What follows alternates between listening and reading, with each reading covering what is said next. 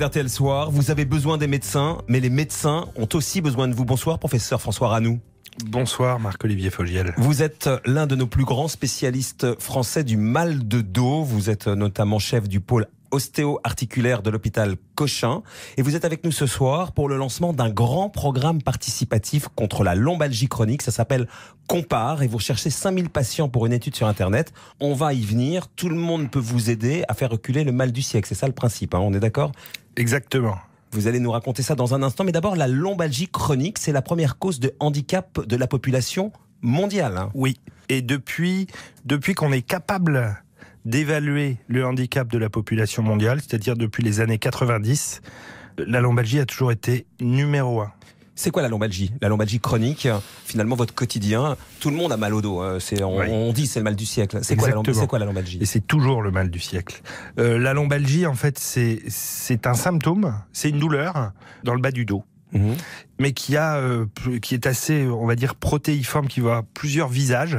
Chez des gens, ça va se manifester par exemple par ce qu'on connaît très bien, c'est la sciatique. Mmh. Et chez des gens souvent relativement jeunes, d'autres vont être des gens beaucoup plus âgés, où ça va être plutôt le mal de dos sans sciatique, lié par exemple à une arthrose évoluée. Et puis, il y a aussi d'autres lombalgies chez des patients qui ont ce qu'on appelle des troubles statiques du rachis. C'est un mot un peu snob pour dire scoliose. En fait. Vous voyez ? Et donc ces gens-là aussi ont des lombalgies. Souvent ce que je dis, et je dis ça aux internes, on n'a jamais été aussi sédentaire. Mmh. D'accord ? Mmh. On est d'accord. Ouais, le monde n'a jamais été aussi sédentaire. Il n'y a jamais eu autant de lombalgiques. Et aujourd'hui, la majorité des lombalgiques, c'est plutôt la secrétaire qui tape tous les jours 6 heures devant son ordinateur. C'est ça, pas le déménageur. C'est pas le déménageur. Contrairement aux idées reçues. Exactement. Et pourquoi ? Parce que le déménageur, il est hyper musclé. Et donc il se protège très très bien. Les chiffres, pour arriver évidemment à votre appel ce soir sur RTL, mais les chiffres, le coût pour la collectivité, ce mal de dos, c'est terrible évidemment pour les gens qui nous écoutent et qui en souffrent, mais c'est 30% des arrêts maladie de plus de 6 mois sont dus à des lombalgies. Exactement. Et c'est un coût d'1 milliard d'euros pour la Sécu. Oui, juste pour ça. Mais après, la prise en charge, on est aux alentours de entre 4-5 milliards. Ah oui. Donc c'est très important. Et malheureusement, peu connu, peu considéré à tous les niveaux. Les patients ne sont pas considérés. On les considère même comme, est-ce que c'est vraiment des patients ?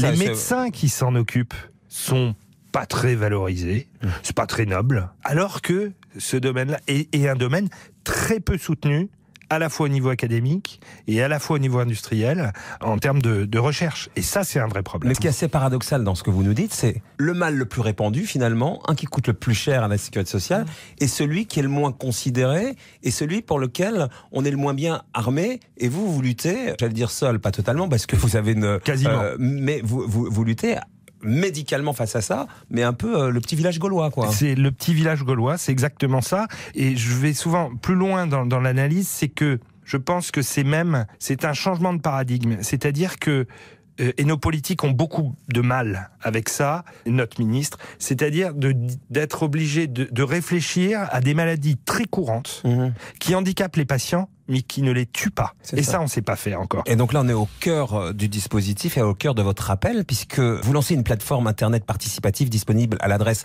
compare.aphp.fr.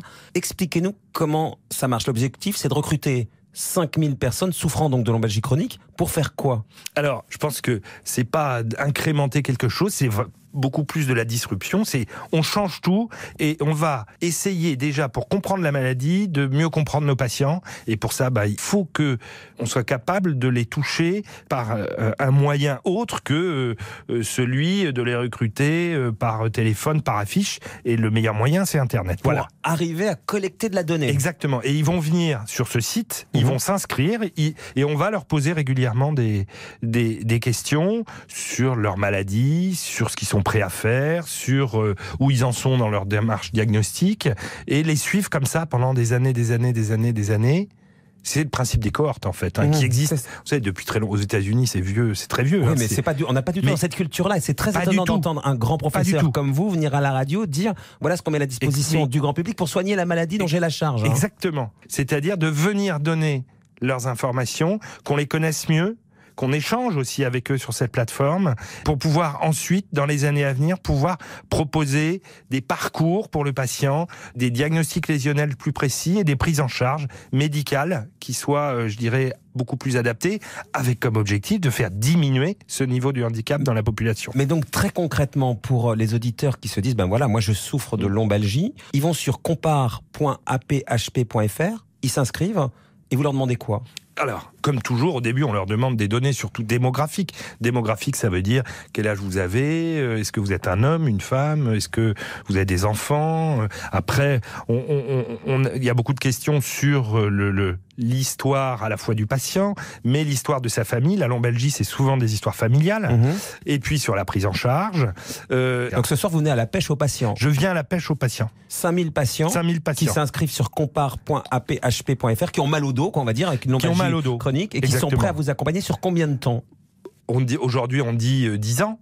C'est une vraie communauté, c'est de former une communauté de patients. C'est encadré également au niveau de la CNIL, c'est encadré au niveau du recueil des données, tout ça a été accepté et ça n'est, je suis même, vous voyez, je travaille pour les autres. Il n'y a pas que la lombalgie. En fait, Compare, c'est pour toutes les maladies chroniques. D'accord. Toutes. Il y a le diabète, il y a l'endométriose, il y en a tout un tas d'autres. D'accord. Et à partir de quand vous pourrez utiliser ces données et qu'elles vous sera très utile et que vous reviendrez ici pour nous dire, voilà, grâce finalement aux 5000 personnes qui sont inscrites, j'ai pu faire reculer le mal de dos.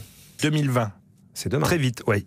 C'est grâce à ces données-là, vous allez savoir que tel ou tel patient va développer cette maladie. Exactement. Et donc vous allez pouvoir anticiper pour éviter qu'elle s'installe. Exactement. Alors, ce qui nous intéresse, c'est l'homme, c'est le patient, c'est qui il est. Et s'il nous dit je suis comme ça et je suis un tel et comme ça à un temps T, on sera capable, en le suivant, de décrire des profils de patients justement qui nous permettent ensuite donc de les décrire et ensuite de détecter dans la population générale ces patients pour pouvoir ensuite leur proposer des prises en charge beaucoup plus tôt. Cette plateforme internet participative, elle est en ligne déjà ? Oui. Vous avez déjà des patients qui sont inscrits ? Oui, on en a 400. Donc il en faut un peu plus de 10 fois plus maintenant. Exactement. Donc vous avez mal au dos, vous écoutez RTL, vous voulez que demain finalement vos enfants ou vos petits-enfants n'aient plus mal au dos, vous vous inscrivez et vous accompagnez finalement la recherche. C'est aussi simple que ça. C'est aussi simple que ça.